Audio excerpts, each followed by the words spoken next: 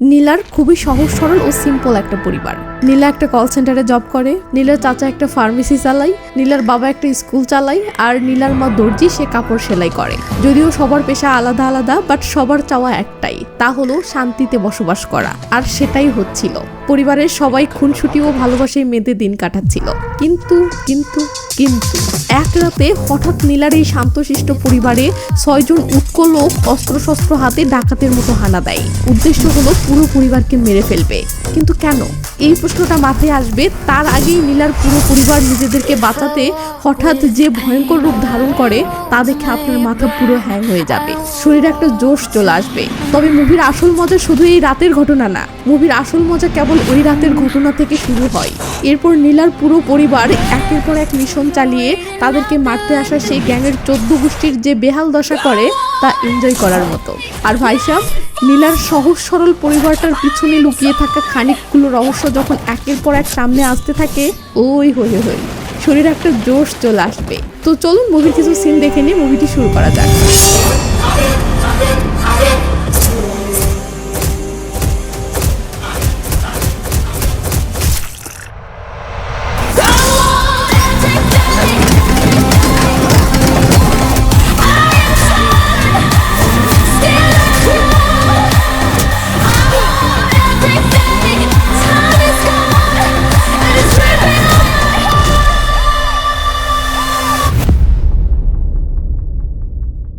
মুভির শুরুতে আমরা ভোলা ভোলা চেহারার একটা লোককে দেখতে পাই, নাম অ্যালেন। অ্যালেন বরাবরের মতো বাহিরে বের হওয়ার আগে পুজো করতেছে। বাসার ভিতরে আমরা আরেকটা সহজ সরল গৃহবধূকে দেখতে পাই, নাম জুথি।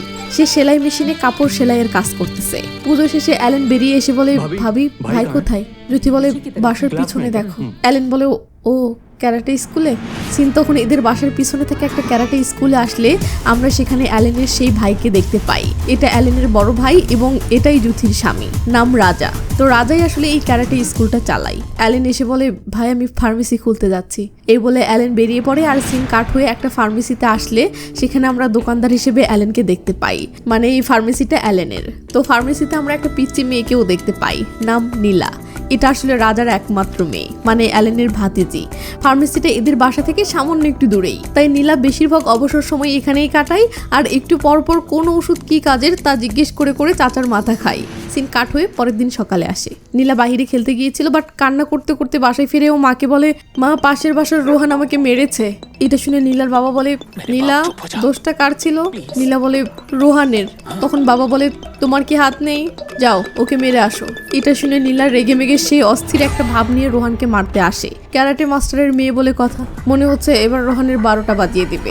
তো নীলা সেই জোরে একটা ঘুষি পাকিয়ে রোহানকে মারলে, এ কি মানুষ মশা মারতেও তো এর চেয়ে জোরে থাপ্পড় মারে। এদিকে রোহান রেগে মেগে নীলাকে একটা লাথি মারলে নীলা ছিটকে 3 হাত দূরে গিয়ে পড়ে ও মাম্মি মাম্মি বলে কাঁদতে থাকে। তো নীলা আবার কাঁদতে কাঁদতে বাসায় আসে ও মাকে বলে, মা রোহান এবার আমাকে লাথি মেরেছে। এটা শুনে নীলার মা রোহানের কাছে যাওয়ার জন্য উঠে দাঁড়াতেই নীলার বাবা থামায় ও নীলাকে কাছে ডাকে। এরপর নীলাকে কোলে বসিয়ে নিয়ে আদর করে বলে, আমরা না হয় আজকে তোমার হয়ে রোহানকে মারলাম, কিন্তু আমরা তো সারা জীবন তোমার সাথে থাকবো না। আজ রোহান মেরেছে, কাল অন্য কেউ মারবে, বড় হবে তো নানা বাজে ছেলে তোমাকে ডিস্টার্ব করবে। তাই নিজেকে রক্ষা করা শিখতে আমার ক্যারাটে স্কুলে ভর্তি হও। কি ভর্তি হবে? এটা শুনে নীলা ভয়ে বাবার কোল থেকে উঠে পড়ে। সিন কাট হলে দেখি নীলা তার চাচার সাথে বসে খাবার খাচ্ছে। খাবার খেতে খেতে নীলা তার চাচাকে বলে, চাচা আমার বাবাকে কে ক্যারাটে শিখিয়েছিল? অ্যালেন বলে, তোমার নানাজি। এরপর অ্যালেন আরো বলে, জানো তোমার বাবা 35টি ফাইট টুর্নামেন্টে অংশগ্রহণ করেছিল, তার মাঝে 34টিতেই জিতেছিল, শুধুমাত্র একটা ফাইটে হেরেছিল। তুমি জানো সেই ফাইটটা কার সাথে ছিল? মানে কে তোমার বাবাকে ফাইটে হারিয়েছিল? নীলা বলে, কে? সিন এখানেই কাট হয় ও পরের দিন একটা খাবারের হোটেলে আসলে দেখি কিছু টোকাই মাস্তান হোটেলে খেতে এসেছে। তো একজন মাস্তান এখানে একটা পিচ্চিকে কাজ করতে দেখে আরেকজনকে বলে, আরে এ রমেশের ছেলে না যে আমাদের বিরুদ্ধে পুলিশ কমপ্লেন করেছিল? হ্যাঁ ভাই। এটা শুনে লোকটি পিচ্চিটিকে কাছে ডাকে। পিচ্চিটি কাছে আসতে ধ্যাম করে একটা মেরে দেয় আর পিচ্চিটি পড়ে যায়। লোকটি তখন পিচ্চিটিকে তুলে আবার মারবে, বাট দুম করে কে যেন হাতটা ধরে ফেলে। আমরা দেখি এটা আর কেউ নয়, এটা ক্যারাটে মাস্টার রাজা। আসলে রাজা তার মেয়ে নীলাকে সাথে নিয়ে হোটেলে খাবার কিনতে এসেছিল, তাই নীলাও সাথেই আছে। তো রাজা লোকটার হাত মোচড় দিতে থাকলে লোকটি কষ্টে চিল্লাতে থাকে আর বলে, ভাই প্লিজ হাতটা ছেড়ে দাও। রাজা বলে, যতক্ষণ না পিচ্চিটি নিজে বলবে ততক্ষণ পর্যন্ত ছাড়ছি না। এটা শুনে দ্বিতীয় মাস্তানটি তেড়ে আসতে এলে এরপর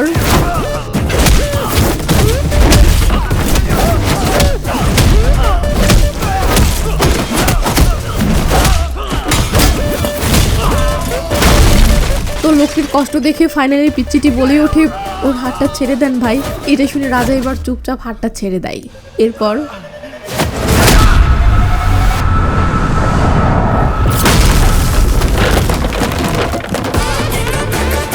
তো বাসায় ফেরার পথে নীলা তার বাবাকে বলে, বাবা হোটেলের ওই ছেলেটি কি তোমার পরিচিত? রাজা বলে, না বেটা। তখন নীলা বলে, তাহলে ওর জন্য তুমি লড়াই কেন করলে? এটা শুনে রাজা ইমোশনাল হয়ে বলে, আমার একটা বোন ছিল, আমি ওকে খুব ভালোবাসতাম, কিন্তু হঠাৎ একদিন ওর উপর কেউ একজন হামলা করে বসে। তখন আশেপাশে থাকা লোক চুপচাপ শুধু চেয়ে চেয়ে দেখেছিল। তাদের মাঝে একজনও যদি সেদিন প্রতিবাদ করত, তাহলে হয়তো আজ আমার বোনটা বেঁচে থাকতো। আমার ওই বোনটার নাম নীলা ছিল, যে নামটা আমি তোমাকে দিয়েছি। তখন একটা রুমের দেয়ালে রাজার সেই বোনের মালা চড়ানো ফটো দেখানো হয়। রাজার বোনের চেহারাটা আপনারা মনে রাখেন। তো রাজা নীলাকে বলে, নীলা একটা কথা মনে রাখবে, কারোর সাথে ঘটা অন্যায়ের প্রতিবাদ করার জন্য এটা জরুরি নয় যে সেই লোকটি তোমার পরিচিত কিনা। যে কারোর সাথে অন্যায় হতে দেখলেই প্রতিবাদ করো, তবেই মানুষ হিসেবে জন্মটা সার্থক। বুঝতে পেরেছ? নীলা মাথা নাড়িয়ে বলে, আর সিন 15 বছর পর চলে আসে। আমরা একটা বয়স্ক আন্টিকে বাসে দেখতে পাই। আন্টিটি বাসে করে যেতে যেতে গ্রাম প্রধানের কাছে ফোন করে বলতেছে, সাহেব আমি আপনার বাসায় গিয়েছিলাম, কিন্তু আপনাকে পাইনি। ঘটনা হলো, আমার স্বামী মারা যাওয়ার সময় তার সকল জমি আমার একমাত্র মেয়ের নামে লিখে দিয়ে গেছে, যাতে সেটা দিয়ে মেয়েটির ভালো একটা ভবিষ্যৎ হয়। কিন্তু সুন্দরাম প্রভাব খাটিয়ে জাল দলিল বানিয়ে সেই জমিটা এখন নিজের বলে দাবি করতেছে এবং হুমকি দিয়েছে আসল দলিলটা তাদেরকে না দিলে তারা আমার মেয়েকে মেরে ফেলবে। ভয়ে আমি আসল দলিল নিয়ে ওর কাছে যাচ্ছি। তো সাহেব আপনি সুন্দরামের সাথে একটু কথা বলে ব্যাপারটা সমাধান করে দিতে পারবেন? সুন্দরামের কথা শুনে গ্রাম প্রধান কেন জানি সাহায্য করতে তো রাজি হয়ই না, উল্টো আরো আন্টিকে ভয় দেখিয়ে বলে, সুন্দরাম খুবই ভয়ঙ্কর লোক, তাই দলিলটা দিয়ে দাও। তবে হ্যাঁ, দলিল দেওয়ার পর সে আর তোমার মেয়ের কোনো ক্ষতি করবে না, সেই ব্যাপারে আমি ওকে বলবো নি। এই বলে গ্রাম প্রধান কলটা কেটে দিলে আন্টি পুরো অসহায় হয়ে বসে থাকে। তখন আমরা আন্টির সামনের সিটে একটা মেয়েকে দেখতে পাই, যে আন্টির ফোন কলে বলা কথাগুলো শুনে পুরো ইমোশনাল হয়ে গেছে। আর হ্যাঁ, এই মেয়েটি আর কেউ নয়, এটা সেই নীলা।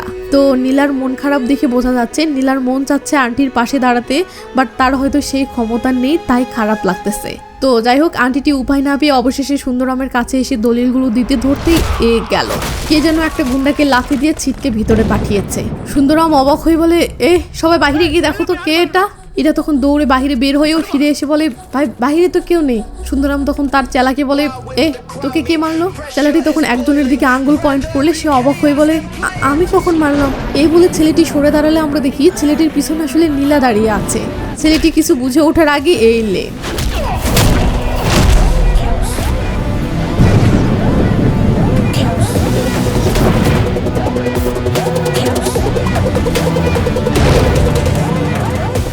ছেলেটি নীলার 440 ভোল্টের লাথি খেয়ে পড়ে যায় আর সিন ফ্ল্যাশব্যাক করে 15 বছর পিছনে চলে যায়। আপনাদের মনে আছে নীলার বাবা নীলাকে কোলে নিয়ে বলেছিল, আমার ক্যারাটে স্কুলে ভর্তি হও, কি ভর্তি হবে?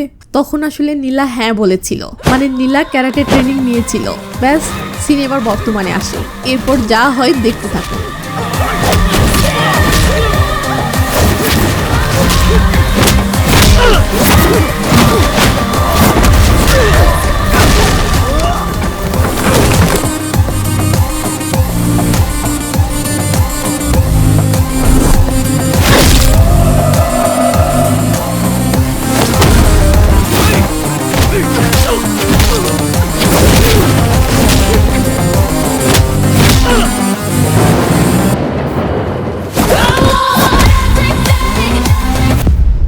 সুন্দরামকে ইচ্ছে মতো ধোলাই শেষে বলে, অসহায় মানুষ পেলেই এটা ভেবে যদি অত্যাচার করতে যাস যে তাদের পাশে দাঁড়ানোর মতো কেউ নেই, তাহলে এই ব্যথাটা যেন তোর মনে পড়ে।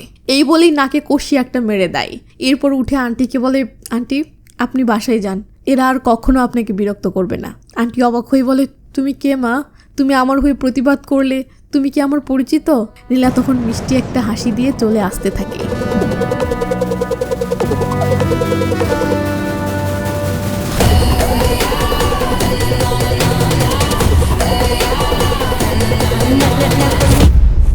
তো এরপর সিন চলে আসে বিরাট বড় এক বিজনেসম্যানের কাছে, নাম বরুণ। উপরে উপরে সবাই একে বিজনেসম্যান হিসেবে জানলেও আসলে সে বিরাট বড় এক মাফিয়া, কারণ তার সকল বিজনেসই ইললিগাল। আর বরুণের রুলস একটাই, সবার উপরে টাকা।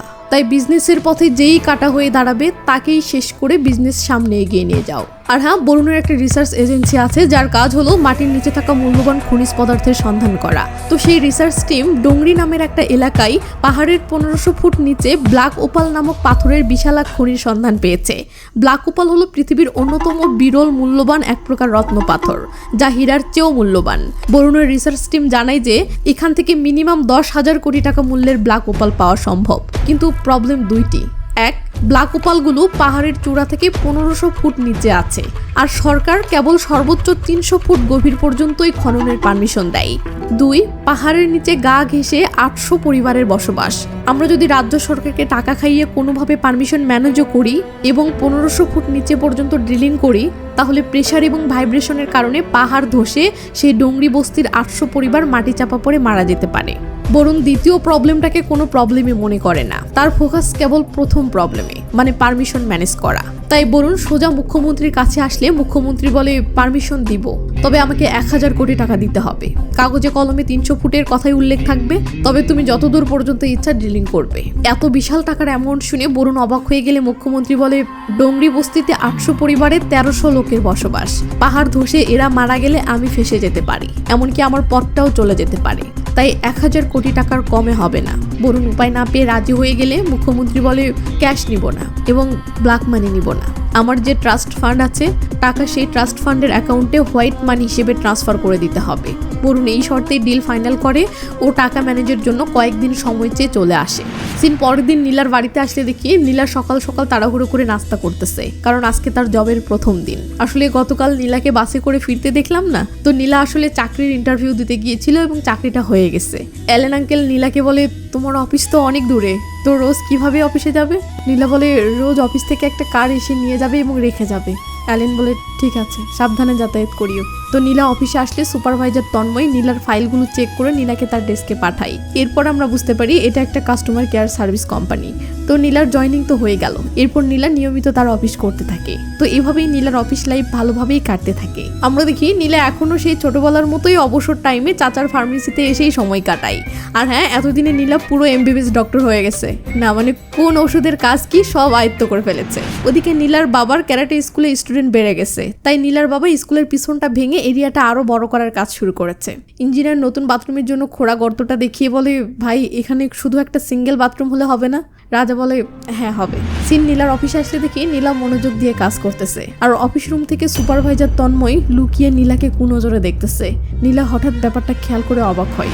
সিন বিজনেসম্যান বরুণের কাছে আসে। বরুণ 1000 কোটি ক্যাশ টাকা ম্যানেজ করেছে, কিন্তু মন্ত্রীকে তো অনলাইনে পেমেন্ট করতে হবে, আর বরুণের এই টাকাগুলো যেহেতু অবৈধ টাকা, তাই বরুণ তো দেশের কোনো ব্যাংকে গিয়ে এটা করতে পারবে না। তাই বরুণ একটা মানি লন্ডারিং গ্যাংয়ের সাথে চুক্তি করে যে বরুণ তাদেরকে 1000 কোটি টাকা হ্যান্ড ক্যাশ দিবে, আর সেই গ্যাং 1000 কোটি টাকা দেশের বাহির থেকে বরুণের দেওয়া ব্যাংক অ্যাকাউন্টে ঢুকিয়ে দেবে। তো লেনদেনটা যেহেতু 1000 কোটি টাকার, তাই এই লেনদেনটা নিরাপদভাবে হ্যান্ডেল করার জন্য বরুণের বাঘা এবং বিশ্বস্ত একটা ছেলে দরকার। তখন বরুণের মাথায় একজনের নাম আসে ও বরুণ তাকে কল করে। এর কাজই হলো বড় বড় মাফিয়াদের ইললিগাল ডিলগুলো নিরাপত্তার সাথে করে দেওয়া। তো বরুণ পুরো বিষয়টা আব্রাহামকে বুঝিয়ে বললে আব্রাহাম বলে, কাজ হয়ে যাবে। সিন কাট হলে দেখি আব্রাহাম ডিলটা হ্যান্ডেল করতে এসেছে ও বরুণের 1000 কোটি টাকা ক্যাশ সে মানি লন্ডারিং গ্যাংকে বুঝিয়ে দিচ্ছে। তো আব্রাহাম সব টাকা বুঝিয়ে দিলে গ্যাংয়ের কেশিয়ার একটা 100 টাকার নোট বের করে। এরপর সেটার ফটো তুলে ফটোটা দুবাইয়ের একটা গ্যাংয়ের কাছে পাঠায় এবং সেই 100 টাকার নোটটা আব্রাহামকে দিয়ে বলে, তুমি এই অরিজিনাল নোটটা নিয়ে আজকেই দুবাই যাবে এবং আমার দেওয়া ঠিকানায় গিয়ে এই নোটটা দিবে। আমার পাঠানো ফটোর সাথে তোমার দেওয়া অরিজিনাল নোটের সিরিয়াল নাম্বার মিললে তারা বুঝতে পারবে আমি তোমাকে পাঠিয়েছি। তাহলে তারা তোমাকে রিসিভ করবে এবং সবকিছু ভেরিফাই করে ওই ট্রাস্ট ফান্ডের অ্যাকাউন্টে 1000 কোটি টাকা ট্রান্সফার করে দিবে। ব্যাস, আব্রাহাম নোটটা নিয়ে তার মানিব্যাগে রাখে ও দুবাইয়ের ফ্লাইট ধরার জন্য রওনা দেয়। সিন নীলার কাছে আসে। নীলা অফিস শেষে বাসায় যাওয়ার জন্য অফিসের গাড়িতে উঠতেই সুপারভাইজার তন্ময় দৌড়ে এসে বলে, থামো থামো, আমি বাসা পাল্টিয়েছি, এখন থেকে আমিও এই কারে করে যাওয়া আসা করব। ড্রাইভার বলে, ওকে স্যার ওঠেন। তো তন্ময় উঠে পড়লে ড্রাইভার চলতে শুরু করে। পথের মাঝে তন্ময় নীলাকে বলে, বস তোমার স্যালারি কত ধরেছে? নীলা বলে, 30,000। এটা শুনে তন্ময় বলে, মাত্র 30,000? ওকে, টেনশন করো না, আমি বসকে বলে তোমার প্রমোশন পাইয়ে দিবনি। এই বলেই তন্ময় দুম করে নীলার শরীরে হাত দেয়। এটা ড্রাইভার দেখে ফেলে। নীলা ড্রাইভারকে বলে, আঙ্কেল গাড়িটা একটু সাইডে দাঁড় করান তো। ড্রাইভার গাড়িটা দাঁড় করালে নীলা গেটটা খুলতে ধরলে দেখে লক করা। নীলা বলে, আঙ্কেল গেটটা একটু আনলক করেন তো। ড্রাইভার বলে, ম্যাম এত রাতে একা কিভাবে বাসায় যাবেন? এখন তো বাসও পাবেন না। নীলা বলে ওঠে, গেট আমার জন্য আনলক করতে বলছি না, আমি তো এই গাড়িতেই যাব। এই বলেই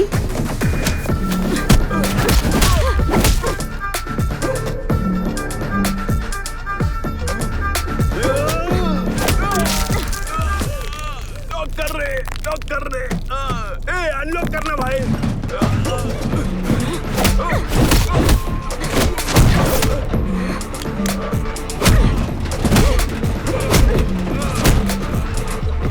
তো নীলা এভাবেই তন্ময়কে গাড়ি থেকে ফেলে দিয়ে দরজাটা লক করে ড্রাইভারকে বলে, আঙ্কেল চলেন। ড্রাইভার বলে, ম্যাম ওনার পারমিশন ছাড়া আমি ওনাকে এভাবে রেখে যেতে পারবো না, দাঁড়ান আমি স্যারের থেকে অনুমতি নেই।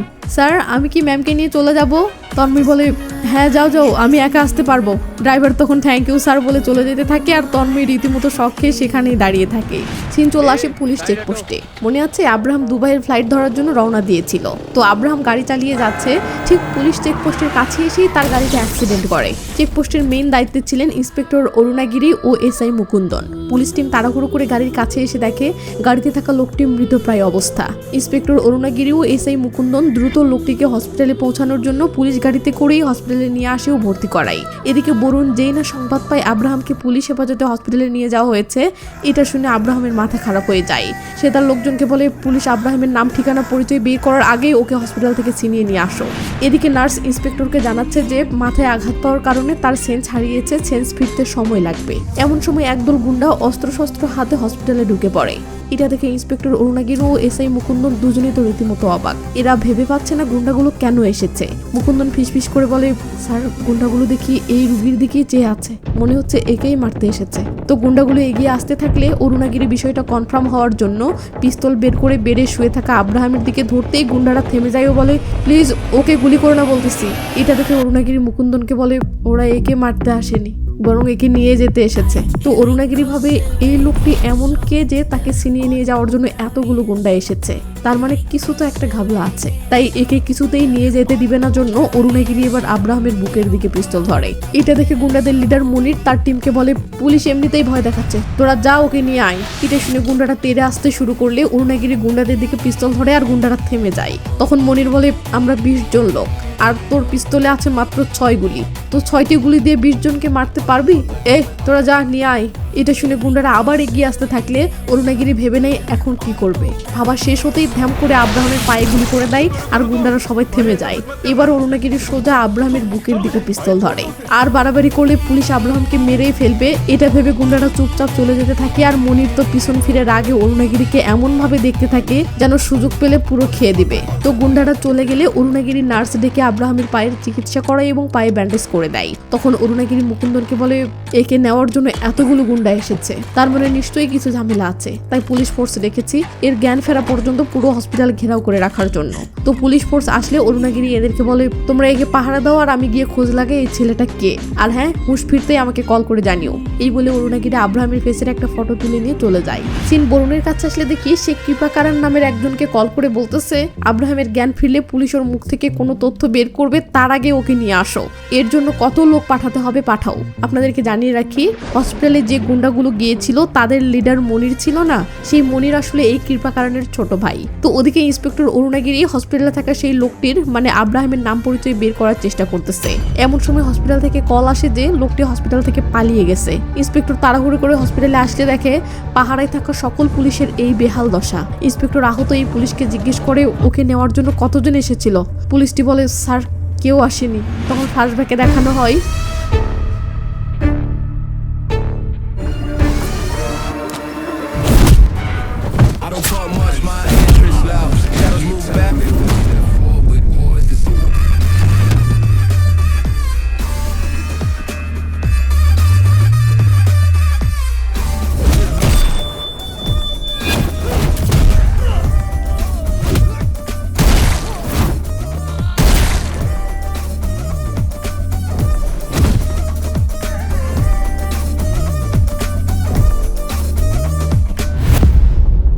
আব্রাহাম হসপিটাল থেকে পালিয়ে কৃপাকারণের কাছে আসলে কৃপাকারণ বলে পুলিশ তোমাকে হন্য হয়ে খুঁজতেছে, তাই তুমি বাহিরে বের না হয়ে এখানে লুকিয়ে থাকো, এটাই নিরাপদ হবে। আব্রাহাম তখন বরুণকে ফোন করে বলে ভাই আমি এখন কৃপাকারণের কাছে আছি, ওই 100 টাকার নোট এখনো আমার মানিব্যাগেই আছে, আমার দুবাই যাওয়ার জন্য একটা প্রাইভেট জেটের ব্যবস্থা করো তাহলেই হবে। এদিকে আব্রাহামের পায়ের অবস্থা তো খারাপ, তাই সে একজন পরিচিত ডক্টরের কাছে ফোন করলে ডক্টর একটা মেডিসিনের নাম জানিয়ে বলে এটা কেবল বুলেটের ক্ষত সারাতেই ব্যবহার হয়, তাই কোনো ফার্মেসি এটা ডক্টরের প্রেসক্রিপশন ছাড়া দিবে না। আব্রাহাম বলে সেটা আমি দেখতেছি। এই বলে ফোনটা রেখে দিয়ে কৃপাকারণকে সেই মেডিসিনের নামও একটা চাকু দিয়ে বলে কাউকে মেডিসিনটা আনতে পাঠাও, ফার্মেসিওয়ালা প্রেসক্রিপশন চাই তো চাকু দেখাতে বলো, আর হ্যাঁ তোমার গ্যাংয়ের লোক ছাড়া অন্য কাউকে পাঠাও, এতে তুমি নিরাপদ থাকবে। কৃপাকারণ তাহলে কাকে পাঠাবে এটা ভাবতেছে, এমন সময় তার গ্যাং মেম্বার রাজুর সাথে একটা অপরিচিত ছেলেকে দেখে বলে রাজু এই ছেলেটা কে রে? রাজু বলে আমার বন্ধু টবি, চেন ছিনতাই কেসে 2 বছর জেলে ছিল, গতকালকেই বের হয়েছে, সে আপনার গ্যাংয়ে কাজ করতে চাই এই জন্য কথা বলতে এসেছে। করুণার টবিকে কাছে ডেকে নিয়ে সেই মেডিসিনের নাম লেখা কার্ড দেয় ও চাকুটা দিয়ে বলে কোনো ফার্মেসিতে গিয়ে এই মেডিসিনটা নিয়ে আসো, ফার্মেসিওয়ালা প্রেসক্রিপশন চাই তো চাকুটা দেখাবে। কি পারবে না? টবি বলে হ্যাঁ পারবো। তো টবি শহরে এসে একটা ফার্মেসির সামনে থামে, কিন্তু দেখে সেটাতে একজন ছেলে দোকানদার। টবি তখন পাশের আরেকটা ফার্মেসিতে তাকালে দেখে সেটাতে একটা মেয়ে দোকানদার। টবি ভাবে মেয়েটার কাছেই যাই, মেয়ে মানুষ, চাকু দেখালেই ভয়ে ইস্যু করে দিবে। কিন্তু টবি না জানলেও আমরা তো জানি এটা সাধারণ কোনো মেয়ে নয়, এটা নীলা। তো টবি ভিতরে আসতেই নীলা বলেন স্যার কি চাচ্ছেন? টবি কার্ডটা দিলে নীলা মেডিসিনটার নাম দেখে বলে স্যার প্রেসক্রিপশন ছাড়া তো আমরা এই ওষুধ দেই না। টবি তখন চাকুটা বের করে সামনে রেখে বলে এখনো কি প্রেসক্রিপশন লাগবে? নীলার তো রক্ত মাথায় উঠে গেছে, বাট সে নিজেকে কন্ট্রোল করার চেষ্টা করতেছে, কারণ তার মা তাকে মারামারি করতে বা উটকো ঝামেলায় জড়াতে বেশ কয়েকবার ওয়ার্নিং দিয়েছে। এমন সময় আবার তার মায়ের কলও আসে। নীলা তখন মায়ের কথা ভেবে চুপচাপ ওষুধটা দিয়ে দেয়, যা দেখে টবি ভাবে মেয়েটি সেই লেভেলে ভয় পেয়েছে, আর এদিকে আমরা ভাবতেছি শালা জমদূতের হাতে পড়তে পড়তে বেঁচে গেল। তো টবি ওষুধ নিয়ে চলে যাচ্ছে, হঠাৎ কি যেন ভেবে থেমে যায়। আমরা তো ভেবে পাচ্ছি না কেন থামলো। টবি তখন নীলার গলায় থাকা চেনটার দিকে তাকালে বুঝে যায় টবির আসল পেশাটা পিনিক দিয়ে উঠেছে, তার উপর আবার মেয়েটাকেও ভোলা ভালা পেয়েছে। তাই টবি সেই একটা পার্ট নিয়ে নীলার কাছে এসে বলে চেনটা দিয়ে দে। নীলা কিছুক্ষণ চুপ থেকে বলে ওঠে দিব না। টবি এবার চাকু বের করে বলে জলদি দিয়ে দে বলছি। নীলা বলে বললাম না দিব না। টবি রেগে মেগে চাকু গলায় ধরে বলে কি বললি? জলদি দিয়ে দে নয়তো। নীলা তারপরেও না দিলে টবি যেই না ছিঁড়ে দিতে ধরে লে পাগলা, এবার ঠেলা সামলা।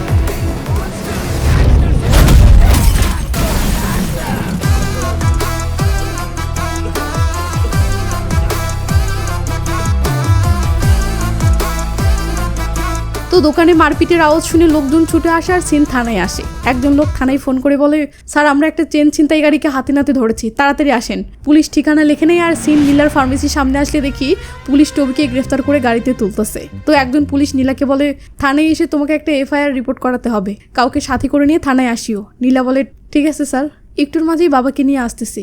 সিন কাট হলে দেখি পুলিশ টবিকে থানায় এনে এভাবে বসিয়ে রেখেছে, কারণ নীলা এসে FIR করলে তারপর একে জেলে পুরবে। কিন্তু ওদিকে সবাই তো টবির মেডিসিন নিয়ে আসার অপেক্ষায় বসে আছে। তাই টবি কৌশলে একজন কনস্টেবলের ফোন নিয়ে বাথরুমে ঢুকে ও রাজুকে কল করে বলে ভাই আমি টবি। রাজু রেগে মেগে বলে আব্বে কোথায় হারিয়ে গেছিস? আর এটা কার নাম্বার? কৃপাকারণ ফোনটা নিয়ে বলে তুই কোথায় রে? টবি বলে ভাই আমি পুলিশের হাতে ধরা খেয়েছি। এটা শুনে সবার তো কলিজা শুকিয়ে যায়। এরপর যখন টবি বলে ভাই পুলিশ আমাকে চেন ছিনতাই অপরাধে ধরেছে, তখন এদের কলিজায় পানি আসে। কৃপাকারণ বলে জেল থেকে তো গতকালকেই বের হয়েছিস, চেন ছিনতাই কবে করলি? টবি বলে ভাই একটু আগেই করেছি। এটা শুনে কৃপাকারণের চাঁদি গরম হয়ে গেলে ফোনটা আব্রাহাম নাই। টবি বলে ভাই পার্কের পাশে যে অ্যালেন ফার্মেসি আছে না, সেই ফার্মেসিতে একটা মেয়ে ছিল, মেয়েটির প্রেসক্রিপশন চাইলে আমি চাকু দেখাই, তখন মেয়েটি আমাকে ওষুধ দিয়ে দেয়। কিন্তু ভাই মেয়েটির গলায় চেন দেখে আমার লোভ জেগে ওঠে, তখন আমি মেয়েটির চেনটা নিতে গেলে এটুকু বলে টবি থেমে যায় ও ভাবে যদি সে সত্যটা বলে যে মেয়েটির হাতে সে মার খেয়েছে, তাহলে তো এমন নিকর্মকে কৃপাকারণ গ্যাংয়ে নিবে না। তাই টবি বলে ওঠে মেয়েটি চাকু দেখে ভয়ে চিল্লিয়ে ওঠে আর পাবলিক আমাকে চারিদিকে ঘিরে ফেলে। এরপর পুলিশ আমাকে থানায় নিয়ে এসেছে। তবে ভাই পুলিশ মেডিসিনটার ব্যাপারে কিছু জানে না, তারা কেবল এটাকে চেন ছিনতাই কেসই মনে করতেছে। আব্রাহাম বলে মেয়েটি FIR করেছে, টবি বলে, না ভাই, মেয়েটিকে এফআইআর করার জন্য আসতে বলেছে, মেয়েটি তার বাবাকে নিয়ে আসতে চেয়েছে। এমন সময় পুলিশ বাথরুমে নক করে তাড়াতাড়ি বের হতে বললে টবি আব্রাহামকে বলে, ভাই এটা কনস্টেবলের ফোন, আমি চুরি করে কথা বলতেছি, এটাতে যেন আর কল করো না। এই বলে টবি কথা শেষ করলে আব্রাহাম টেনশনে পড়ে যায় ও বলে, ফার্মেসির মেয়েটি এফআইআর করার জন্য থানায় আসলে যদি ওই মেডিসিনের ব্যাপারটা বলে দেয় তাহলে, যেহেতু ওই মেডিসিন কেবলমাত্র বুলেটের ক্ষত সারানোর জন্য ইউজ হয়, তাই পুলিশ যদি সন্দেহ করে যে ওটা আমার জন্য নিতে পাঠিয়েছি, আর এটা ভেবে পুলিশ যদি টবিকে টর্চার করে টবির থেকে সব তথ্য বের করে নেয় তাহলে আমি তো দুবাই চলে গেলেই বেঁচে যাব, কিন্তু তোমার কি হবে, তুমি কিন্তু পুরো দমে ফেসে যাবে। এটা শুনে মনির বলে, ভাই টবিকেই খতম করে দিই। কৃপাকানন বলে, জেলে ঢুকে ওকে মারাটা খুবই রিস্কি, আমরা উল্টো ঝামেলায় ফেসে যেতে পারি। মনির বলে, তাহলে কি করতে চাচ্ছ? সিন কাট হলে দেখি কৃপাকানন আলী নামের একজনকে কল করে বলতেছে একটা মেয়ের ব্যাপারে সকল ডিটেলস দরকার, কখন দিতে পারবি? আলী বলে, এক্ষুনি দিচ্ছি ভাই, শুধু বলেন কোন এলাকার মেয়ে। কৃপা তখন ফার্মেসির নাম ও এলাকাটা বলে। সিন কাট হলে দেখি আলী বাইক নিয়ে বেরিয়েছে এবং সেই এলাকার একটা ছেলেকে ফোন করে সব শুনতেছে, কিন্তু আলী রাস্তায় আছে, তাই গাড়ির আওয়াজে না আলী ঠিক মতো শুনতে পাচ্ছে, না ছেলেটি আলীর কথা ঠিক মতো শুনতে পাচ্ছে। তো ছেলেটি বলে, ভাই মেয়েটির বাবা ক্যারাটে মাস্টার। আলী বলে, কি মাস্টার? ছেলেটি আবার বলে, ক্যারাটে মাস্টার। আলী বলে, ও হেডমাস্টার। ছেলেটি বলে, হ্যাঁ এটাই তো সেই থেকে বলতেছি। সিন কাট হলে দেখি আলী কৃপাকারণকে ফোন করে বলতেছে, ভাই আমি মেয়েটির সকল তথ্য বের করেছি, ওরা বাসায় 4 জন থাকে, মাম্মি, পাপা, চাচা আর ও। চাচা খুবই ভোলা ভালা, আর সে এখন শহরের বাহিরে আছে। মেয়েটির বাবা সাদাসিধে হেডমাস্টার আর মা দর্জি, কাপড় সেলাই করে। ভাই খুবই সহজ সরল একটা পরিবার, আপনি বলেন তো আমি গিয়ে খতম করে দিয়ে আসি? কৃপা বলে, না লাগবে না, ফোন রাখ। এই বলে কৃপা ফোনটা রেখে তার ভাই মনিরকে বলে, যা গিয়ে খতম করে দিয়ে আয়। মনির তখন নীলার বাসায় যাওয়ার জন্য অস্ত্রশস্ত্র নিয়ে বের হলে পিছন পিছন গ্যাংয়ের সবাই যেতে ধরে। মনির থেমে গিয়ে বলে, আব্বে একটা মেয়েকে মারতে এতজন যেতে হবে? আমার সাথে শুধু 5 জন আসো। সিন নীলার বাসার সামনে আসলে দেখি নীলার বাবা কেবল নীলাকে নিয়ে ফার্মেসি থেকে আসতেছে। এদিকে ফার্মেসির ঘটনাটা তো নীলার মায়ের কান পর্যন্ত এসেছে, তাই নীলার বাবা নীলাকে বলে, আমার মতো অসহায় ফেস বানিয়ে বাসায় ঢোকো, বাকিটা আমি সামলে নিচ্ছি। সিন কাট হলে দেখি নীলার বাবা রাজা নীলার মা জুথি গিয়ে বলতেছে, একজন চাকু দেখিয়ে ওর থেকে চেন চাইবে আর ও চেন দিয়ে তাকে নমস্কার জানাবে। জুথি রেগে মেগে বলে, চেন দিয়ে নমস্কার জানানোর দরকার ছিল না, কিন্তু সেই চাকুটা লোকটির হাতে ঢুকিয়ে দিয়ে লোকটিকে নির্মমভাবে মারারও দরকার ছিল না। এখন ওই লোকটির দলবল যদি একে মারতে আসে তখন? এরপর জুথি কেঁদে ফেলেও বলে, ওর বিয়ের বয়স হয়েছে, এখন ওকে নিয়ে কোর্ট কাচারিতে জড়িয়ে কি ওর জীবনটা নষ্ট করতে চাও? যথেষ্ট হয়েছে, এক্ষুনি থানায় গিয়ে বলে দাও আমরা কোনো মামলা টামলা করতে চাই না। রাজা বলে, আচ্ছা আচ্ছা ঠিক আছে, যাচ্ছি। সিন নীলার বাসার বাহিরে আসলে দেখি মনির চলে এসেছে এবং দেয়াল টপকাতে গিয়ে বলতেছে, আশেপাশে অনেক বাসা, তাই ফটাফট 2 মিনিটে কাজটা সেরে চলে যাবো, ঠিক আছে? সিন বাসার ভিতরে আসলে দেখি নীলার বাবা ও নীলা থানায় যাওয়ার জন্য রেডি হচ্ছে। এমন সময় মনিরের 4 জন লোক নীলাকে মারতে বাসার একদম ভিতরে ঢুকে পড়ে। বাকি থাকলো মনির আর একজন, তারাও বাসার ভিতরে ঢুকেছে, বাট আড়ালে লুকিয়ে পড়েছে, যাতে আড়াল থেকে সবাইকে নির্দেশ দিতে পারে। তো এরপর যা ঘটে অরিজিনাল সিনে দেখেন, শরীরে অস্থির লেভেলের একটা জোশ চলে আসবে।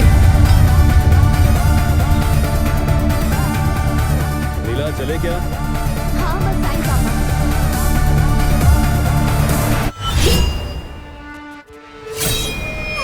তো নীলাকে বাঁচাতে নীলার বাবা চলে আসলে মনির ভাবে, ধুর এটা তো সিধে সাদা হেডমাস্টার, তাই মনির আড়াল থেকে ইশারা দেয় বাবাকেও মেরে ফেল।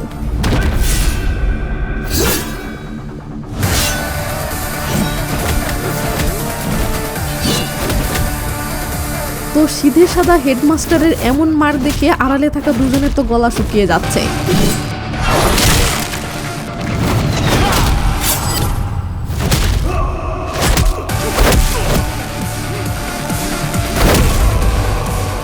তো নীলা একজনকে লাথি মারলে সে ছিটকে কিচেনে গিয়ে পড়ে। এরপর সে উঠে রেগে মেগে আসতে থাকলে ভাবি নীলা এবার শেষ, কিন্তু একই লোকটি তো শেষ। লোকটি কিচেনে পড়ে গেলে কিচেনে থাকা বটি তার পিঠে ঢুকে গিয়েছিল। তো নীলা একজনকে মেরে ফেলেছে। নীলার মা জানলে নীলার কি দশা করবে, এই ভয়ে নীলা থ মেরে আছে। ওদিকে নীলার বাবাও একজনকে চাকু মারতে ধরে নীলার মায়ের কথা ভেবে ভয়ে থেমে যায়। এরপর নীলার মা আওয়াজ শুনে রুম থেকে বেরিয়ে আসলে নীলার বাবাকেও নীলাকে এই অবস্থায় দেখে তো রীতিমতো থ মেরে চেয়ে থাকে। ওদিকে গুন্ডারা আড়ালে থাকা মনিরের দিকে তাকায় যে এই মহিলার কি করব। মনির ইশারায় বলে, মেয়েও বাবার সাথে তো পারা যাচ্ছে না, তাই মাকেই মেরে ফেল।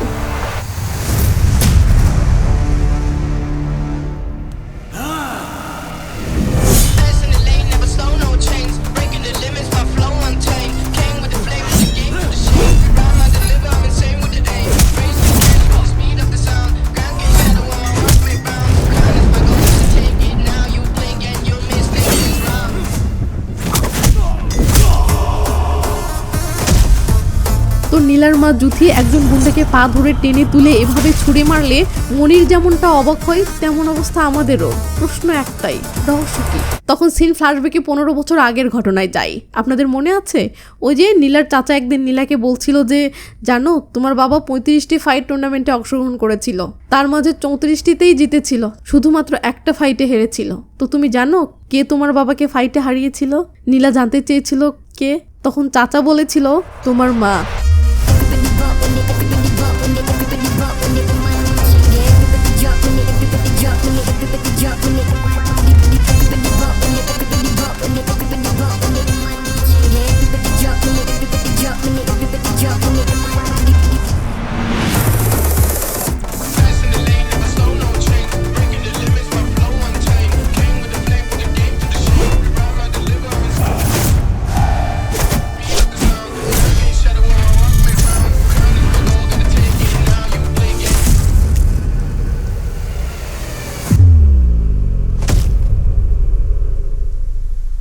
তো নীলার মায়ের হাতে একজন গুন্ডা মারা গেলে মনির তো ভয়ে শেষ। এর মাঝে আরেকজন গুন্ডা নীলাকে চাকু মারতে তেড়ে গেলে নীলার বাবার হাতে সেই গুন্ডাও শেষ। এখন সব শান্ত, সবার মাথা ঠান্ডা। এবার এদের মাথায় আসে হাই হাই এটা কি হলো? নিজেদের আত্মরক্ষা করতে গিয়ে এরা যে এতগুলো মানুষ খুন করে ফেললো, এখন এদের কি হবে? সবাই একে অপরের ফেসের দিকে তাকাতে থাকে, কারো মুখে কোনো কথা নেই। নীলা বলে ওঠে বাবা ফার্মেসিতে যে লোকটা এসেছিল না, আমার মনে হচ্ছে এগুলো ওরই পাঠানো লোক। আড়ালে থাকা মনির ও আরেকজন এসব শুনতেছে। নীলার মা ভয় পেয়ে বলে আমরা পুলিশকে ফোন করি। নীলার বাবা বলে ফোন করে কি বলবে? 3 জনের মার্ডার করেছো এটা বলবে? নীলার মা এবার হতাশ হয়ে কেঁদে ফেলে ও বলে সব শেষ হয়ে গেল, আমার ফ্যামিলির শান্তি, আমার মেয়ের ভবিষ্যৎ সব গেল। তো এরা এখন কি করবে এসব নিয়ে ভাবতেছে। আর ওদিকে আড়ালে লুকিয়ে থাকা মনিরও আরেকজন কান পেতে আছে। নীলার বাবা বলে ওঠে একটা আইডিয়া এসেছে, এখানে যা ঘটেছে সেটা আমরা 3 জন ছাড়া আর কেউ জানে না। তো ক্যারাটে স্কুলের পিছনে টয়লেটের জন্য যে গর্তটা খোঁড়া হয়েছে সেখানে এদেরকে পুঁতে ফেলি। এটা শুনে জুথি তো শখ। নীলা বলে একজন যে আধামরা হয়ে পড়ে আছে তাকেও? বাবা হ্যাঁ বললে নীলা বলে আর বাকি 2 জন যে লুকিয়ে আছে তাদের কি করব? এটা শুনতেই মনিরও সেই লোকটি তো রীতিমতো শখ। নীলার বাবা বলে সবাইকেই পুঁতে ফেলবো। এই বলে নীলা যেতে ধরলে নীলার মা থামাই। নীলার বাবা বলে যারা আমার মেয়েকে খুন করতে এসেছে তারা তো কিছুতেই জীবিত ফিরে যেতে পারে না। এটা শুনে মনিরেরও তো কলিজা শুকিয়ে যায়। তো নীলার বাবা গিয়ে বাসার দরজাটা লক করে দেয় যেন ভিতর থেকে কেউ পালাতে না পারে। এদিকে অ্যাকশন শুরু হওয়ার আগে নীলার মা টিভিটা ফুল ভলিউমে চালিয়ে দেয় যাতে মারামারির আওয়াজ প্রতিবেশী শুনতে না পারে। ওদিকে নীলাও জানালাগুলো সব বন্ধ করে দেয় যাতে কেউ কিছু দেখতে না পারে। এরপর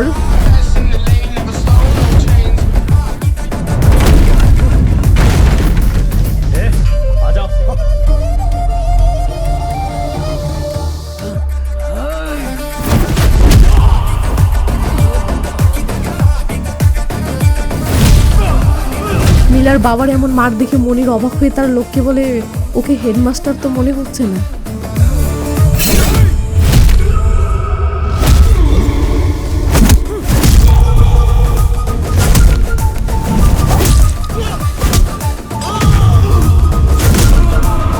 সিন আব্রাহামের কাছে আসলে দেখি সে পুরো অস্থির হয়ে গেছে, কারণ সে তার মানিব্যাগটা খুঁজে পাচ্ছে না। আর সেটার মাঝেই তো সেই 100 টাকার নোটটা আছে। তো অনেক খোঁজাখুঁজির পর ফাইনালি মানিব্যাগটা খুঁজে পাই।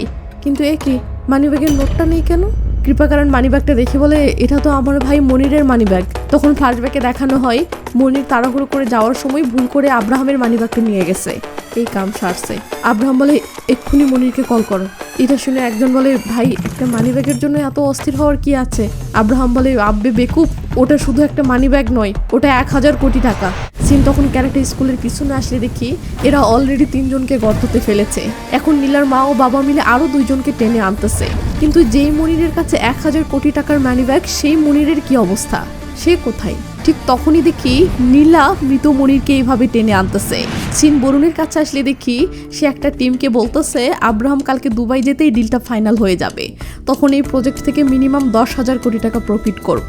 তো এত টাকা কোথায় কোথায় ইনভেস্ট করা যেতে পারে এসব নিয়ে রিসার্চ শুরু করো। মানে টাকা না আসতেই বরুণ স্বপ্নে আসমানে উঠতেছে। সিন নীলার পরিবারের কাছে আসলে দেখি ওদিকে বরুণ আসমানে উঠতেছে আর এদিকে এরা বরুণের স্বপ্নকে মানে মনিরকে চিরতরে মাটি চাপা দিয়ে বাসায় ফিরতেছে। ওদিকে কৃপা কারণের লোকেরা মনিরকে লাগাতার ফোন করছে, বাট ফোন রিসিভ হচ্ছে না। এটা দেখে কৃপা বলে, মনে হচ্ছে কিছু একটা ঝামেলা হয়েছে, তাই এখানে থাকা আমাদের জন্য নিরাপদ হবে না, চলো আমরা পুরনো আস্তানায় যাই। তো কৃপা তার পুরনো আস্তানায় এসে আবার আলীকে ফোন করেও বলে, আলী আমার ভাই কিছু লোক নিয়ে মেয়েটিকে মারতে গিয়েছিল, কিন্তু এখন কাউকেই ফোনে পাচ্ছি না, গিয়ে দেখ তো কি হয়েছে। আলী তখন বাইক নিয়ে নীলাদের বাসার দিকে যেতে ধরলে দেখে মনিরের গাড়িটা রাস্তায় দাঁড় করানো আছে। তখন ফ্ল্যাশব্যাকে দেখানো হয় মনির নীলার বাসায় যাওয়ার সময় গাড়ির চাকা পাঞ্চার হয়ে গিয়েছিল, আর এখান থেকে নীলার বাসা সামান্য একটু দূরেই, তাই এরা গাড়িটা এখানেই রেখে চলে গিয়েছিল। তো আলী গাড়িটা ভালো করে পর্যবেক্ষণ করলে দেখে চাকায় পেরেক ঢুকে পাঞ্চার হয়ে আছে। সিন নীলার বাসায় আসলে দেখি নীলা বলতেছে, বাবা থানায় পুলিশ আমাদের এফআইআর করতে যাওয়ার অপেক্ষা করতেছে। নীলার বাবা বলে, এসবের পরেও যদি পুলিশের ঝামেলায় জড়াই তো হয়তো আমরাই ফেসে যাব, তাই চলো থানায় গিয়ে বলি আমরা কোনো এফআইআর করতে চাই না। নীলা রাজি হলে নীলার বাবা স্কুটিরে করে থানার উদ্দেশ্যে বেরিয়ে পড়ে, আর সিন কাট হলে দেখি আলী লুকিয়ে নীলার বাসার এরিয়াতে ঢুকতেছে। তো আলী বাসার জানালায় কান লাগালে শুনতে পাই বাসার ভিতরে টিভিতে সিরিয়াল চলতেছে।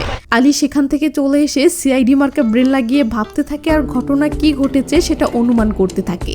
তো আলী সেই লেভেলের ব্রেন খাটানোর পর তার বন্ধুকে বলে ওঠে, মনিরের গাড়ি যেখানে পাঞ্চার হয়েছে সেখান থেকে মেয়েটির বাড়ি 5 মিনিটের রাস্তা, কিন্তু 30 মিনিট হয়ে যাচ্ছে অথচ মনির ভাইয়ের কোনো খবর নেই। এটা থেকে কি প্রমাণ হয়? বন্ধুটি বলে, কি? আলী বলে, দাঁড়া ফোনটা দে। এই বলে আলী কৃপা ভাইকে ফোন করে বলে, ভাই আপনার লোক ওই মেয়ের বাসাতে যায়নি। কি বললি? যায়নি মানে? হ্যাঁ ভাই, মেয়েটির বাসায় পৌঁছানোর আগেই কে যেন রাস্তায় পেরেক বিছিয়ে গাড়ি পাঞ্চার করে ওদেরকে কিডন্যাপ করে নিয়ে চলে গেছে। কি বলছিস এসব? হ্যাঁ ভাই, আপনার লোক যদি মেয়েটির বাসায় যেত তাহলে বাসায় কেউ জিন্দা থাকতো না, অথচ আমি মেয়েটির বাসায় উকি মেরে দেখলাম তারা বসে থেকে টিভিতে সিরিয়াল দেখতেছে, মানে আপনার লোক মেয়েটির বাড়ি পর্যন্ত পৌঁছাতেই পারেনি ভাই। লে জ্বালা, কৃপার মাথা তো পুরো হ্যাং হয়ে যায়। তার ভাইকে আবার কে কিডন্যাপ করলো? এবার কৃপার কারণও সিআইডি মার্কে ব্রেন খাটালে তার মাথায় আসে, টবি যেহেতু জেলে আছে তার মানে ইন্সপেক্টর অরুণাগিরি টবিকে মেরেছে, আর টবি গড়গড় করে সব বলে দিয়েছে।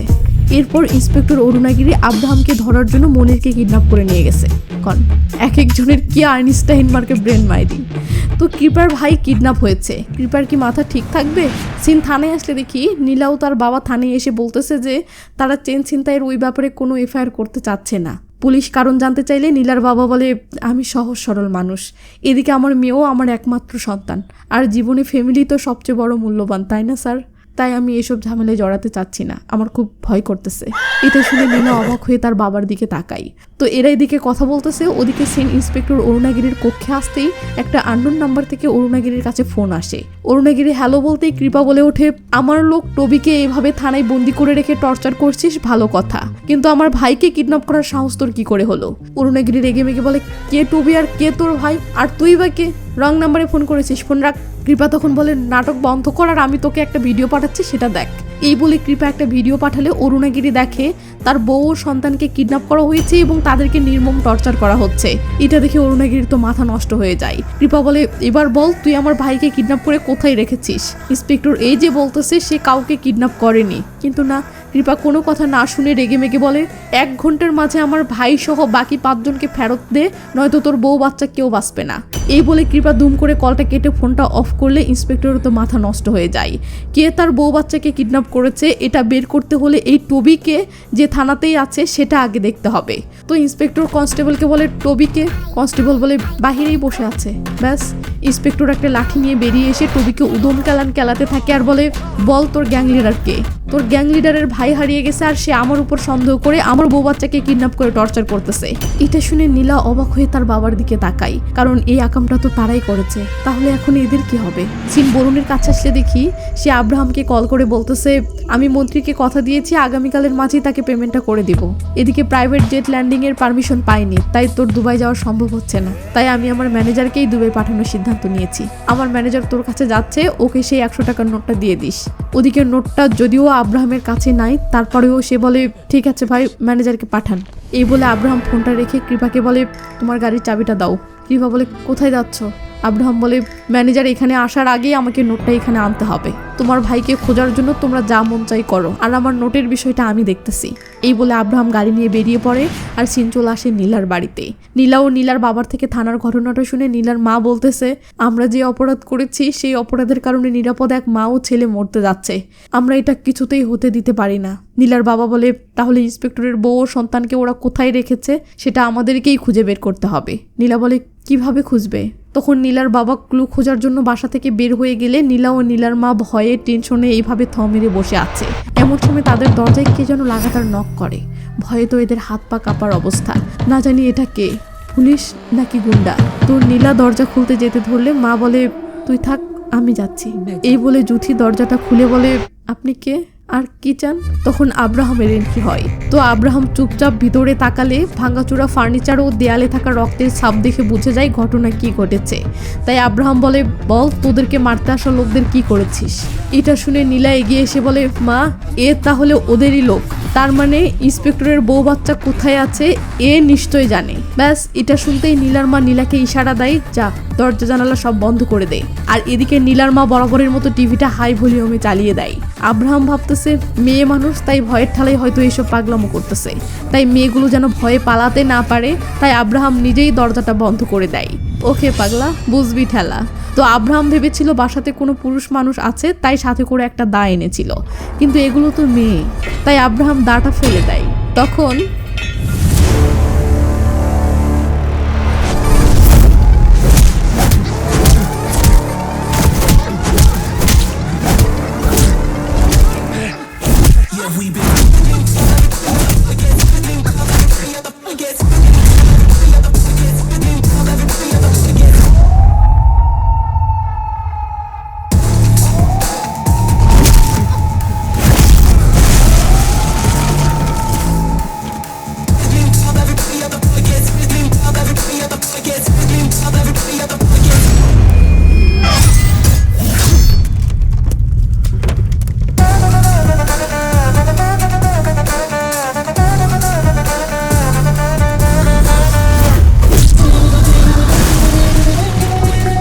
ওদিকে নীলার বাবা ইন্সপেক্টরের বউ বাচ্চার খোঁজে যাচ্ছিল। এমন সময় তার প্রতিবেশী ফোন করে বলে, কি খবর রাজা, এত জোরে ভলিউম দিয়ে কেন টিভি দেখতেছো?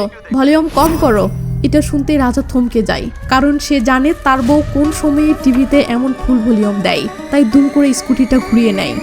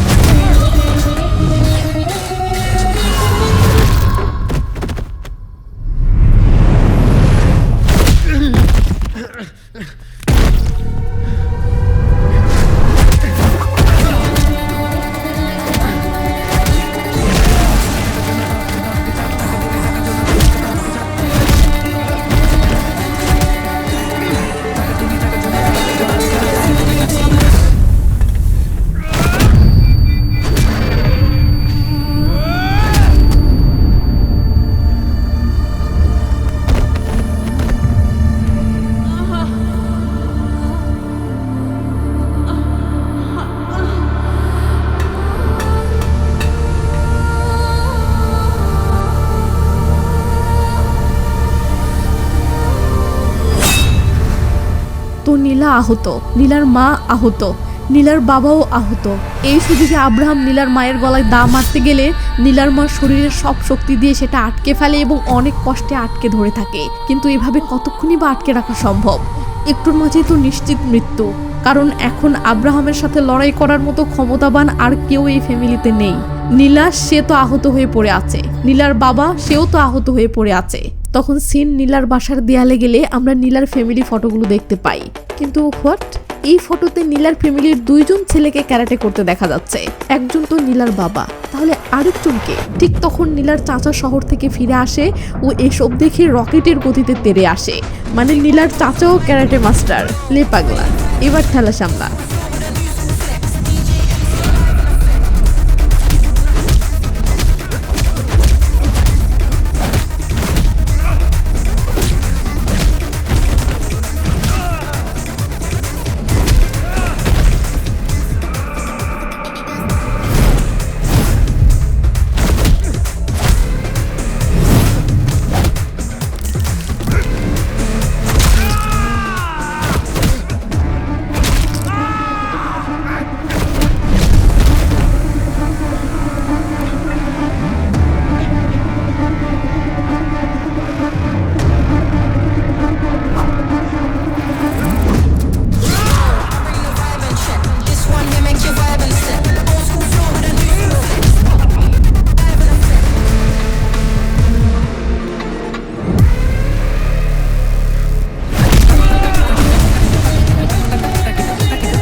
লেডি মেসি জুথির শটে বল গ্যালারিতে ঢুকে যায় আর সিন কাট হলে দেখি কৃপা আব্রাহামকে কল করতেছে, বাট ফোন সুইচ অফ পাচ্ছে। আর ফোন সুইচ অফ পাবে নাই বা কেন? এদিকে তো এরা আব্রাহামেরই সুইচ অফ করে ফেলেছে। তো রাজা আব্রাহামের গলা ধরে বলে, বল ইন্সপেক্টরের ফ্যামিলিকে কোথায় রেখেছিস?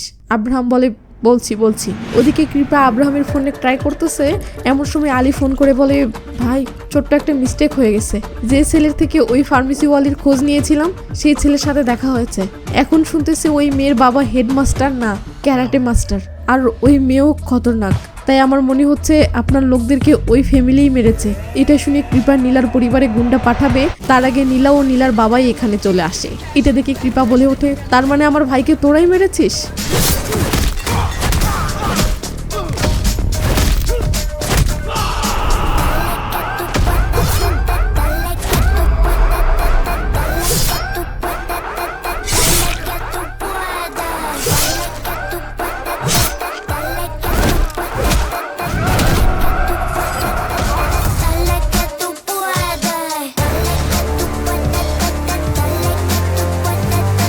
তো কৃপা বাঘের মতো গর্জন করে তেড়ে আসে, বাট বিড়ালের মতো মেও করে ছিটকে পড়ে যায়। রাজা নীলাকে বলে, ইন্সপেক্টরের ফ্যামিলিকে কোথায় রেখেছে খুঁজে দেখো। নীলা খুঁজে পেলে বাবাকে এসে জানাই। এটা শুনে রাজা কৃপাকে দেখিয়ে বলে, তাহলে একে বাঁচিয়ে রেখে আর লাভ নেই। কৃপা বলে, আমাকে মারলেই ঝামেলার সব খতম হবে? এতই সোজা? রাজা হ্যাঁ বলে কোপ দিবে, ঠিক তখনই সেখানে বরুণের ম্যানেজার পৌঁছাই। মানে সে 100 টাকার নোটটা নিতে এসেছে। তো এরা ম্যানেজারকেও বেঁধে ফেলেও কৃপাকে বলে, এই লোকটাকে? কৃপা বলে, আমি বললাম না আমাকে মারলেই সব খতম হবে না? আমার উপরেও একজন আছে, নাম বরুণ, আর এ বরুণেরই ম্যানেজার। আর বরুণ যেটা চাচ্ছে সেটা তোমাদের কাছে আছে, সেটা না পাওয়া পর্যন্ত সে তোমাদেরকে কিছুতেই ছাড়বে না। রাজা বলে, সেটা কি? কৃপা তখন মনিরের মানিব্যাগে থাকা সেই 100 টাকার নোটের ঘটনাটা বলে। রাজা বরুণের ম্যানেজারকে চাকু ধরে বলে, মাত্র 100 টাকার নোটের জন্য এত কিছু কেন? কাহিনী বিস্তারিত করে বল। এবার ম্যানেজার বরুণের সেই প্রজেক্টের বিস্তারিত এবং মন্ত্রী থেকে পারমিশন নেওয়ার জন্য 1000 কোটি টাকার ব্যাপার ও সেই টাকা মানি লন্ডারিং এর মাধ্যমে পেমেন্টের জন্য একটা গ্যাংকে 1000 কোটি ক্যাশ দিয়ে 100 টাকার নোট নেওয়ার পুরো ঘটনাটা খুলে বলে। এরপর আরো বলে, এই 100 টাকার নোট দুবাই গেলে তবেই সেই 1000 কোটি টাকা মন্ত্রীর অ্যাকাউন্টে ঢুকবে। তো ঘটনা সত্য কিনা সেটা যাচাই করার জন্য নীলা বাসায় থাকা তার চাচাকে ফোন করে সব খুলে বলে। চাচা তখন যেখানে মনিরকে পুঁতে রাখা হয়েছে সেখানে ঘুরে মনিরের পকেটে থাকা মানিব্যাগে সত্যিই সেই 100 টাকার নোট পায় ও নীলাকে ফোন করে জানায়। নীলা তার বাবাকে বলে, হ্যাঁ বাবা নোট আছে। কৃপা বলে ওঠে, নোটটা আমাকে দিয়ে দাও, আমি বরুণকে দেই ও এই ঝামেলাটা এখানেই শেষ হয়ে যাক। আর যদি নোটটা না দাও তো বরুণ তোমাদেরকে যেভাবেই হোক খুঁজে বের করবে ও তোমাদের পুরো পরিবারকে খতম করে দিবে। এটা শুনে একদিকে যেমন নীলার বাবা ও নীলা টেনশনে পড়ে যায়, ওদিকে নীলার মা চাচাও টেনশনে পড়ে যায়, কারণ তাদের কাছে পরিবারের শান্তিটাই সবচেয়ে বেশি গুরুত্বপূর্ণ। তো নীলার বাবা অনেকক্ষণ ধরে অনেক কিছু ভেবে নিয়ে অবশেষে নীলাকে বলে, নীলা আমরা যদি সেই নোটটা না দিই তো প্রবলেম আরো বেড়ে যাবে, বলো কি করবে? তুমি যা বলবে তাই হবে। কৃপা বলে ওঠে, নোটটা দিয়ে দাও, সেটাই ভালো হবে। এদিকে বরুণের প্রজেক্টটা সফল হলে ডোংরি বস্তির 800 পরিবার যেভাবে ধ্বংস হবে, নীলা সেটা কল্পনা করে কৃপাকে বলে, এই নোটের কারণে ডোংরি বস্তির 800 পরিবার যে ধ্বংস হবে সেটার কি? কৃপা বলে, সেটা নিয়ে তুমি কেন ভাবতেছো? ডোংরি বস্তির সাথে তোমার তো কানেকশন নেই, তাই না? তাহলে যাদের সাথে কোনো সম্পর্ক নেই তাদের জন্য নিজেদের জীবন রিস্কে কেন ফেলতে যাচ্ছ? নীলা বলে, তাহলে এটা জেনে নাও আমরা যাদেরকে বাঁচাতে এসেছি তাদের সাথে আমাদের কোনো সম্পর্ক নেই। তো এবার ভাবো, যাদেরকে চিনি না তাদের জীবন বাঁচাতে এত কিছু করতেছি। তখনই সিন ফ্ল্যাশব্যাক করে ডোংরি বস্তিতে 17 বছর আগের ঘটনায় যায়। আপনাদের মনে আছে মুভি শুরুর দিকে নীলার বাবা ছোট্ট নীলাকে বলছিল যে নীলার বাবার একটা বোন ছিল, কিন্তু একটা হামলায় কিছু লোক তাকে মেরে ফেলেছে। তো ধামাকা হলো সেই বোনটির আসলে এই ডোংরি বস্তিতেই বিয়ে হয়েছিল। সিন বর্তমানে আসলে দেখি নীলা কি যেন সিদ্ধান্ত জানিয়ে দিয়েছে, আর সেটা শুনে নীলার বাবা কোনো কথা নেই, এই লে এক কোপে 2 পাঠা বলি দিয়ে দেয়, আর রাজার বোনের মালা চড়ানো সেই ফটোটা দেখানো হয়। কারণ আরেক ধামাকা হলো রাজার বোনকে এই কৃপার লোকেরাই মেরেছিল। তো নীলা কৃপার একজন লোকেরই ফোন নিয়ে সেটা আনলক করে পুলিশকে ফোন করে এবং ফোনটা লাউড স্পিকারে দিয়ে দরজার নিচ দিয়ে ইন্সপেক্টরের পরিবারকে ছুড়ে দিয়ে চলে যায়। ব্যাস পুলিশ এসে ইন্সপেক্টরের পরিবারকে উদ্ধার করে, বাট পুলিশ টিম এটা বুঝতে পারে না কে এসে সবাইকে মারলো এবং ইন্সপেক্টরের পরিবারকে ফোন দিয়ে চলে গেল। এমনকি এখানে মৃত ব্যক্তিগুলো ছাড়া আর কারো কোনো ফিঙ্গারপ্রিন্ট নেই। তখন আমাদেরকে ফ্ল্যাশব্যাকে দেখানো হয় বাসা থেকে বের হওয়ার সময় নীলা ও নীলার বাবা গ্লোভস পরেই বের হয়েছিল। তো বরুণ টিভি নিউজে এটা দেখলে বরুণের তো মাথা পুরো হ্যাং হয়ে যায়, কারণ কৃপা তো মরেছেই, সাথে তার পাঠানো ম্যানেজারটাও মরেছে। এদিকে বরুণ আব্রাহামকে ফোন করতেছে, তো আব্রাহামের ফোনটাও বন্ধ। বন্ধ। ওদিকে মন্ত্রীকে টাকা ট্রান্সফার করার সময় পেরিয়ে যাচ্ছে দেখে মন্ত্রীও পল্টি নিচ্ছে। সে বলতেছে সে অন্যজনের সাথে ডিল করবে। এটা শুনে বরুণ মন্ত্রীকে অনেক রিকোয়েস্ট করে কোনো রকমে আর মাত্র 12 ঘন্টা সময় চেয়ে নেয়। এরপর বরুণ তার টিমকে বলে 2 ঘন্টার মাঝে আমার নোটটা লাগবে। যে আব্রাহামকে কিডন্যাপ করেছে তার পুরো পরিবারকে কবর দিয়ে আব্রাহামকে নিয়ে আসো। সিন কাট হলে দেখি বরুণ কৃপার এলাকার আশেপাশের সকল সিসিটিভি ফুটেজ কালেক্ট করেছে এবং সেগুলোতে দেখতেছে ওই সময়ে সন্দেহজনক কে কে ওই এলাকাতে ঢুকেছে, কারণ এসবের পিছনে একজনই আছে। তো একজন দক্ষ ছেলে ফুটেজগুলো দেখাচ্ছিল। ফুটেজ সব দেখানো শেষে ছেলেটি বলে, বস এই ফুটেজটা দেখুন, একটা স্কুটিতে করে একজন বাবা ও মেয়েকে কৃপার এলাকার দিকে যেতে দেখা যাচ্ছে। এটা কৃপার মৃত্যুর ঠিক আধা ঘন্টা আগে, তাই সন্দেহ তো এদের দিকে যাচ্ছে। তো বস আপনার কি মনে হয়? সিন নীলার বাসায় আসতেই দরজায় নক পড়ে। সবাই তো ভয়ে চমকে ওঠে। এটা কি হতে পারে? এই ভয়ে সবার কলিজা শুকিয়ে যাচ্ছে। নীলার বাবা সাহস করে দরজাটা খুলতে যায়। তো ভয়ে ভয়ে দরজাটা সামান্য খুললে ধ্যাত, এটা তো পত্রিকাওয়ালা। ছেলেটি বলে এই মাসের পত্রিকা বিলটা নিতে এসেছি। এটা শুনে রাজা টাকা নিতে গেলে পিছনে থাকা সবার অভিনয়গুলো দেখুন। নীলার চাচা পুজো করতেছে, নীলার মা সেলাই করতেছে, আর নীলা ফোনে বান্ধবীর সাথে আড্ডা দিচ্ছে। সাবাস। তো পত্রিকাওয়ালা টাকা নিয়ে চলে গেলে নীলার মা ছটফট করতে করতে বলে ওঠে, গত 8 ঘন্টায় 6টি লোককে মেরে দাফন করেছি। প্রতিটি মুহূর্তে এখন কি ঘটতে পারে? এসব ভেবে ভেবে আমার পাগল হওয়ার দশা শুরু হয়েছে। এখন তো আমার মাঝে এই পরিবারকে হারিয়ে ফেলার ভয়ও জেগে উঠতেছে। না, এভাবে চলতে পারে না। এই ভয় আমি দূর করতে চাই। এই পুরো ঝামেলা আমি গোড়া থেকে খতম করতে চাই। এর জন্য আমাকে কি করতে হবে বলো? নীলার বাবা উঠে দাঁড়ায় ও কিছুক্ষণ ভেবে বলে ওঠে, যদি এটাকে গোড়া থেকেই খতম করতে চাও তাহলে আরো একজনকে মারতে হবে। এটা শুনে নীলার মা তো শক। আরো একজনকে মারতে হবে? রাজা বলে, ওই লোকটা যতক্ষণ না মরেছে ততক্ষণ এই সমস্যা কিছুতেই শেষ হবে না। অ্যালেন বলে, এত বড় লোককে মেরে পার পাওয়া সম্ভব নয়, আমরা মারা পড়তে পারি। রাজা বলে, কিছু না করে চুপচাপ বসে থাকলেও আমরা মারা পড়বো। এই ফ্যামিলির সাথে ওর কোনো কানেকশন নেই, তাই আমরাই যে ওকে মেরেছি এই সন্দেহ কারো হবে না। তবে আমাদেরকে এটা খুব সাবধানে কোনো প্রমাণ না রেখে করতে হবে। এটা শুনে অ্যালেন ব্রেনের গোড়ায় ধোয়া দিয়ে ব্রেন খাটিয়ে এসে বলে ওঠে, ভাই আমি অনেক ভাবলাম, আপনি যা বলেছেন সেটাই ঠিক, ওকে মেরেই ফেলি। এটা শুনে জুথি বলে, তার আগে তাহলে এর কি করবে? ক্যামেরা তখন জুম আউট হলে আমরা দেখি জুথি আব্রাহামের কথা বলতেছে। সিন বরুণের কাছে আসে। মনে আছে বরুণের টিমের একজন সিসিটিভি ফুটেজে নীলা ও নীলার বাবাকে দেখিয়ে বলেছিল আমার সন্দেহ তো এদের দিকে যাচ্ছে। তো বস আপনার কি মনে হয়? তো সেই থেকে বরুণ এদের ফুটেজগুলোই দেখতেছে। অনেক দেখার পর ফাইনালি বরুণ বুঝে যায় ও বলে ওঠে, না এরা না, এরা ভোলা ভালা লোক, এদেরকে ছাড়া বাকিগুলোকে ধরে আনো। সাবাস বেটা। তো ওই সময় ওই রোড দিয়ে যারা যারা গিয়েছিল বরুণের লোকেরা সবাইকে তুলে আনেও নির্মমভাবে মারতে শুরু করে।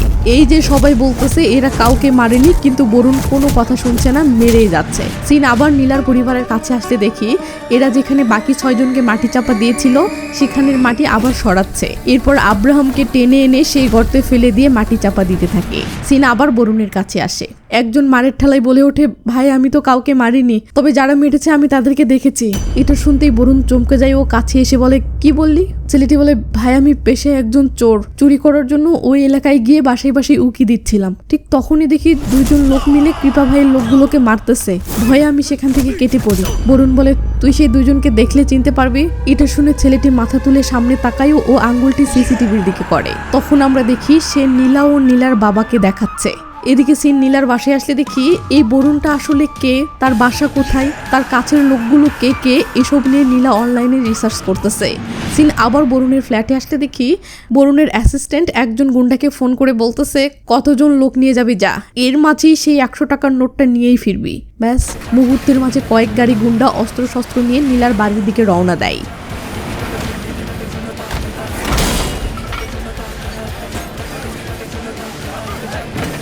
ওদিকে গুন্ডারা নীলার বাসার দরজায় রাক্ষসের মতো হামলা করে যাচ্ছে। এমন সময় বরুণের অ্যাসিস্ট্যান্ট এসে বলে, স্যার আপনার অ্যাকাউন্টেন্ট গিরিশ আপনার সাথে আর্জেন্ট দেখা করতে এসেছে। বরুণ বলে, ঠিক আছে ওকে ভিতরে আসতে দাও। তখন আমরা দেখি কে যেন গিরিশের পিছনে চাকু ধরে জিম্মি করে ভিতরে নিয়ে আসতেছে। ওদিকে গুন্ডারা নীলার বাসার দরজা ভেঙে ফেললে আমরা দেখি বাসায় কেবল নীলার মা ও নীলার চাচা। নীলা ও নীলার বাবা তাহলে কোথায়? তখন বরুণের ওখানে নীলার বাবা ও নীলার এন্ট্রি হয়।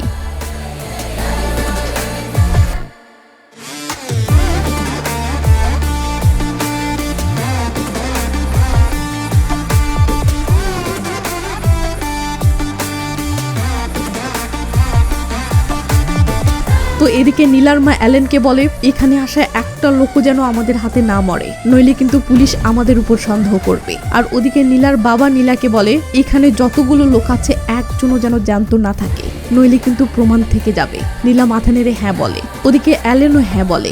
এরপর দুই জায়গাতেই যে তুফান শুরু হয় তা বর্ণনা করার মতো না, অরিজিনাল সিনেই দেখুন।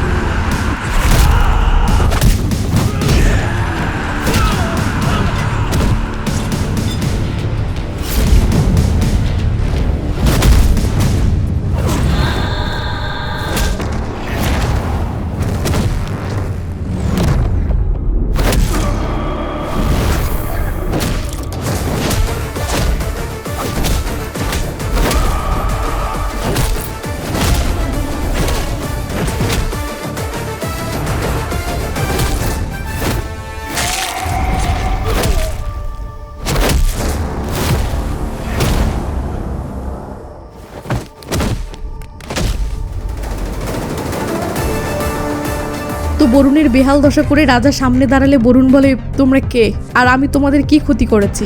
তখন সিন ফ্ল্যাশব্যাকে যাই। আপনাদের মনে আছে কৃপা যখন ভালোই ভালোই নোটটা দিয়ে দিতে বলেছিল এবং হুমকি দিয়েছিল নোটটা না পেলে বরুণ কিন্তু আপনার পুরো পরিবারকে মেরে ফেলবে, তখন রাজা নীলাকে বলেছিল না বল কি করবি, তুই যা বলবি তাই করব। তখন নীলা আসলে শুধু নিজের পরিবারের কথা না ভেবে বরং 800টি পরিবারের কথা ভেবে চাচাকে ফোন করে নোটটা পুড়ে ফেলতে বলেছিল, আর চাচা সেটাই করে। তখন নীলার বাবার বলা সেই কথাটা দেখানো হয়। নীলা একটা কথা মনে রাখবে, কারোর সাথে ঘটা অন্যায়ের প্রতিবাদ করার জন্য এটা জরুরি নয় যে সেই লোকটি তোমার পরিচিত কিনা। যে কারোর সাথে অন্যায় হতে দেখলেই প্রতিবাদ করো, তবেই মানুষ হিসেবে জন্ম নেওয়াটা সার্থক। মনে থাকবে। সিন বর্তমানে আসে। নোটটা পুড়ে ফেলেছে এটা শুনে বরুণ শখ খেয়ে এদের দিকে তাকায় আর গো টু হেল বলেই রাজা পাঠা বলি দিয়ে দেয়। স্ক্রিন অন্ধকার হয়ে স্ক্রিনে আলো আসলে দেখি একজন পুলিশ অরুণাগিরিকে বলতেছে স্যার কৃপা হত্যার তদন্ত করতে গিয়ে দেখি কৃপার এলাকার সিসিটিভি ফুটেজ আমাদের আগেই বরুণের লোকেরা চুরি করে নিয়ে গেছে, যা থেকে এটাই প্রমাণ হয় বরুণই কৃপা সহ সবাইকে মেরেছে। অরুণাগিরি বলে কেন সে কৃপাকে মারবে? পুলিশটি বলে কৃপা বরুণের ম্যানেজারকে মেরেছে, আর সেটার বদলা নিতেই বরুণ কৃপাকে মেরেছে ও প্রমাণ লোপাট করার জন্য সিসিটিভি ফুটেজ গায়েব করেছে। এটা শুনে অরুণাগিরি বলে ঠিক আছে বরুণকে গ্রেফতার করে আনো, ওকে জিজ্ঞাসাবাদ করলেই সব বেরিয়ে আসবে। এমন সময় অরুণাগিরির কাছে ফোন আসে যে বরুণের মার্ডার হয়েছে। এটা শুনে অরুণাগিরি চমকে ওঠে আর সিন 3 মাস পর আসলে দেখি নীলা রিল্যাক্সে তার চাচার ফার্মেসি চালাচ্ছে, মানে সব বালা মুসিবত কেটে গেছে। তো নীলা টিভিটা অন করলে দেখি নিউজে বলতেছে বিজনেসম্যান বরুণ ও তার সহযোগীদের মৃত্যুর 3 মাস হয়ে গেলেও আজও এসব মার্ডারের পিছনের আসল রহস্য পুলিশ উদ্ঘাটন করতে পারেনি, যা নিয়ে মিডিয়া পুলিশের উপর প্রশ্ন তুলতে শুরু করেছে। তাই শোনা যাচ্ছে সরকার এই কেসটাকে সিবিআই এর হাতে ট্রান্সফার করার সিদ্ধান্ত নিয়েছে, আর মুভিটি এখানেই শেষ হয়ে যায়। তো আপনারা নিশ্চয়ই খেয়াল করেছেন আমি কিন্তু কয়েক মাস পর আবার আপলোড শুরু করেছি, কারণ সোজা হঠাৎ দেখি চ্যানেলে ভিউ ভালো হচ্ছে, তাই ঘন ঘন আপলোড করতেছি। তো আজকের এই ভিডিওতে যদি 4 দিনের মাঝে 20,000 লাইক ও 2,000 কমেন্ট আসে তাহলে অলরেডি একটা অস্থির মুভি এক্সপ্লেন ভিডিও বানিয়ে রেডি করা আছে, সেটাও খুব দ্রুত আপলোড করব। নয়তো ভিডিওটি আরও 14-15 দিন পর আপলোড করব।